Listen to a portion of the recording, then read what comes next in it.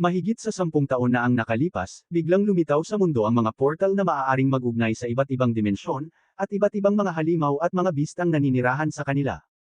Hindi epektibo ang mga karaniwang sandata laban sa kanila.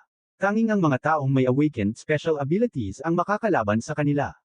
Sila ay tinatawag na hunters. Batay sa kanilang mahikang kapangyarihan, inuuri ang mga hunter bilang mga may rank na S, A, B, C, D, at E. Gayunpaman, kapag nagising na, hindi na nila kayang umunlad pa. Kasalukuyang araw, habang lahat ay abala sa kanilang araw-araw, ang pagiging hunter sa puntong ito ay itinuturing ng normal na trabaho sa lipunan. Naghahanda ang lahat para sa isa pang hunting. Isa sa mga ilan ay sina Kim at Park, na kamakailan lamang bumalik sa paghahunt matapos ang isang pahinga. Nag-uusap sila tungkol sa pagkakaroon ng malaking pera kung magiging matagumpay ang susunod na raid. Doon dumating si Jinwoo. Medyo kilala siya sa mga mangangaso, pero hindi sa mga dahilan na iniisip mo. Siya ay isang hamak na hunter na may palayaw na, ang pinakamahina sa lahat ng sangkatauhan. Siya ay napakalakas na na-injure sa isang E-rank na dungeon at na-hospital. Kaya iniisip ni Kim na ang pagtawag sa bata dito ay nagpapahiwatig na madali lang ang misyon. Narinig ni Jinwoo ang lahat ng iyon, ngunit sumasang-ayon siya na siya ang pinakamababa sa lahat. Sinaway siya ni Juhee, ang kanyang kaakit-akit na kasosyo sa mga raid, para sa pagkakaroon ng sugat muli. Gusto niyang malaman kung ano ang nangyari at nahihiya siyang umamin na siya lang ang nasugatan sa E-rank na dungeon. Siya ay sobrang hina at alam na niya iyon. Ang misyon ay malapit nang magsimula at ang kanilang leader ay si Song, ang pinakamataas na rankang hunter sa partido. Bumubukas ang mga portal, at nagsisimula silang lumakad. Sinabihan ni Kim ang mahina na manatiling malapit para hindi siya masugatan. Ang tanging sandata ni Jinwoo ay isang maliit na kutsilyo na may kaunting magic power, ito lamang ang kaya niyang bilhin sa kanyang maliit na kita. Kailangang magpakita siya ng husay ngayon para kahit papaano'y makakuha ng kaunting yaman. Masaya si Jinwoo, sa wakas ay nakakuha na siya ng kanyang unang kristal, ngunit bigla siyang inatake, at ang kanyang kutsilyo ay nag-iba ng tangkay niya ito. Nang makita niya ang pagkakataon na umatake, ang kanyang kutsilyo ay nagdudurog at malubha siyang nasugatan ng goblin.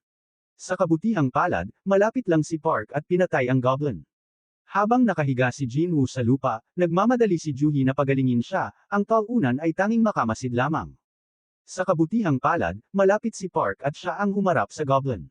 Ang mga magic crystal na kinukuha ng mga hunter mula sa mga kalaban ay ibinebenta sa Hunters Association, na kumakatawan bilang guild. Ang mga kristal ay maaaring gawing mas makapangyarihang mga armas upang labanan ang mas malakas na mga hayop na may magic. Ang mga mana crystals na inani mula sa dungeon ay maaari ring maging mga armas, ngunit hindi kasing epektibo ng mga mahiwagang gem. Ngunit gusto ng pamahalaan na gamitin ang mga ito bilang isang bagong mapagkukunan ng enerhiya. Ligtas kaysa sa nuclear at mas epektibo kaysa sa anumang hydro, hangin o geothermal na enerhiya na walang polusyon. Ito ang perpektong berdeng enerhiya. Kaya mahalaga ang mga hunter sa pagkuha ng enerhiyang ito. Sa kuweba, ang partido ay matagumpay na natalo ang pinuno ng dungeon, samantalang si Jinwoo ay nakaupo lamang sa sahig, patuloy na pinapagaling. Gusto ni Juhee malaman kung bakit naging hunter ang isang talunan tulad niya, wala siyang kwenta. Samantalang ang lahat ay may hawak na mga mahuhusay na bunga ng mataas na ranggo, nadismaya si Jinwoo na kumuha lamang siya ng isang E-rankang, isang bagay na hindi karapat-dapat para sa kanyang panganib na buhay. Bigla ay may tumawag sa lahat. Natagpuan niya ang isang karagdagang kuweba na susuriin. Isang tinatawag na double dungeon.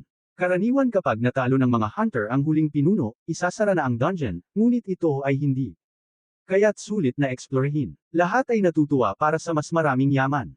Binanggit ni Song na karaniwan sa mga ganitong sitwasyon dapat silang magulat sa guild.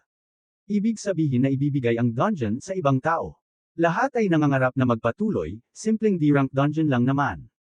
Nakarinig ng mga reklamo, nagpasya si Song na magkaroon ng botohan.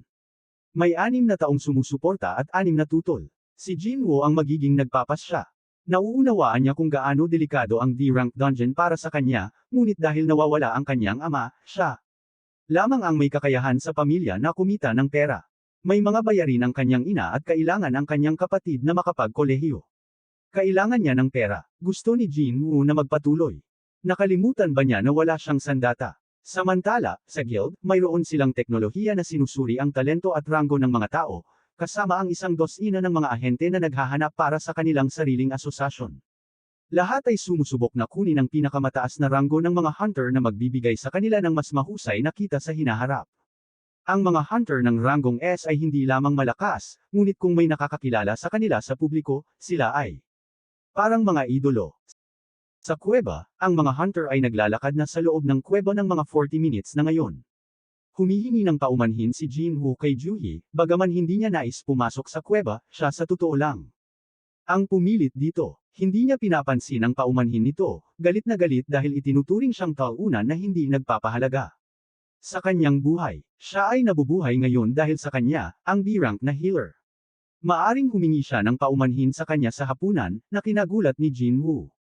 Sa wakas, sila ay dumating, ito ang silid ng boss. Madalang makakita ng mga silid na may mga pinto tulad nito. Lalakarin nila ito ngayon at aatrasan kung mayroong hindi magandang mangyayari.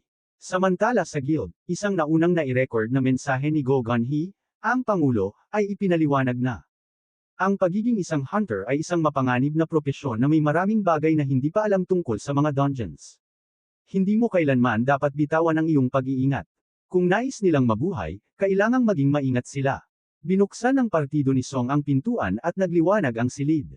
Ito ay isang uri ng silid na wala pang nakakakita kailanman, puno ng mga estatwa at may kakaibang Mospera. May isang partikular na malaking estatwa na nakaupo sa trono. Ang kakaibang bagay ay wala silang nakikitang mga monster, kahit isa. Napapansin ni Song ang isang mahiwagang bilog sa lupa at nakakakita sila ng isang tablet na may sinaunang wika. Nagsimula si Song na basahin ito, habang may takot na tingin, si Juhee ay kumapit kay Jinwoo, sinasabi na ang malaking estatwa ay gumalaw, tumingin sa kanila. Biglang nagsara ang malalaking pinto. Nangangamba ang lahat na hindi nila alam kung ano ang nangyayari. Sa desperasyon na makalabas, ang isa sa mga kasapi ng partido ay lumakad patungo sa pinto, ngunit siya ay pinagputol. Sa gitna ng dalawa ng estatwa, ang kanilang pinakamatinding bangungot ay naging buhay. Lahat ng mga estatwa ay mga halimaw. Pabagal-bagalan ang sitwasyon habang unti-unting nauunawaan ni Jinwoo na siya ay patay na, nang may isang adventurer na mas malakas kaysa sa kanya, agad na pinatay. Hindi niya maunawaan kung bakit may mga nakakatakot na nilalang sa isang D-rankong dungeon. Naalala ni Jinwoo ang mga salita ni Juhee noon, nag-iikot siya ng dahan-dahan, may takot na tanaw sa kanyang mga mata, siya'y tumingin sa estatwa, at ito'y tumingin pabalik. Ito na ang wakas. Maraming pagkakataon nang nasa bingit ng kamatayan si Jinwoo, nahiwalay sa koponan, nasugatan ng isang halimaw na E-rank at na-hospital.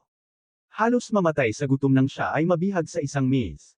Upang magkaroon ng mas mahusay na sandata, kailangan niyang kolektahin ang yaman, ngunit hindi niya magagawa iyon kung hindi niya papatayin ang mga halimaw. Tinitiis niya ang panguuyam ng iba at ginagawa ang peligrong trabahong hindi kumikita ng marami. Upang mabuhay, kailangan niyang palaging humanap ng butas at obserbahan, marahil kaya niya alam. Biglang sumigaw siya na lahat ay lumuhad dahil sa malaking estatwa na sumirit ng apoy, na sum-iron sa lahat ng nasa landas nito. Walang sino mang alam kung ano ang gagawin, sila'y naipit ng walang paraan para makatakas. Lahat sila'y papatayin. Ang buong kwarto ay nasa pagkabahala, hanggang sa ipahayag ni Song na manatiling tahimik, ang estatwa ay kumikilos base sa kilos. Patuloy niyo akong samahan sa aking mga anime Tagalog recap sa pamamagitan ng pag-like or follow at paki-share na din. Maraming salamat sa panunood mula ito sa Edge Anime Recap.